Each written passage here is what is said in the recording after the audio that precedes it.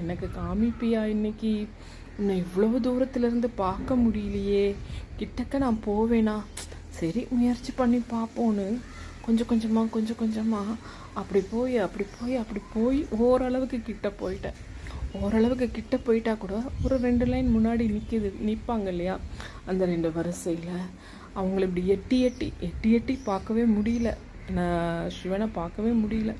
அப்போது ஒரு லேடி கிட்ட ஃபஸ்ட்டு அப்படின்னு கேட்டப்போ அவங்க உடனே அப்படியே அவ்வளோ ஒரு ஆனந்தம் அவங்களுக்கு.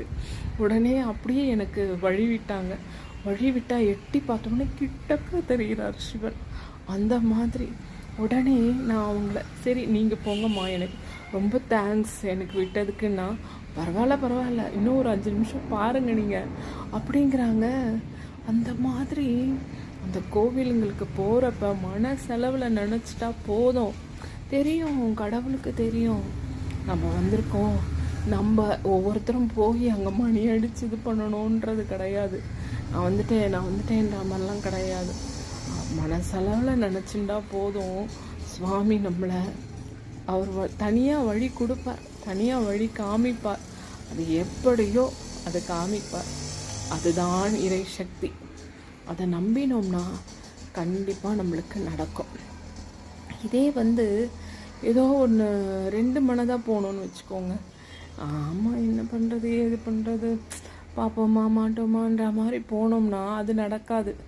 இன்றைக்கி உன் பொறுப்பு, நீ தான் எனக்கு, நீ ஏன் வழிகாட்டு, நீ ஏன் என்னவோ செய் அப்படின்னு ஒப்படைச்சிட்டோம்னா அன்றைக்கி பார்த்திங்கன்னா நம்ம நினைக்காத அளவுக்கு தரிசனம் கிடைக்கும்.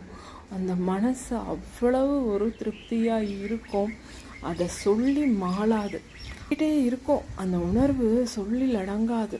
அப்படி போய்கிட்டு இருக்கோம். யார் மூலியமாவோ யாரோ ஒருத்தர் முன்ன பின்ன தெரியாதவங்க அவங்க கூட்டிகிட்டு போயிடுவாங்க.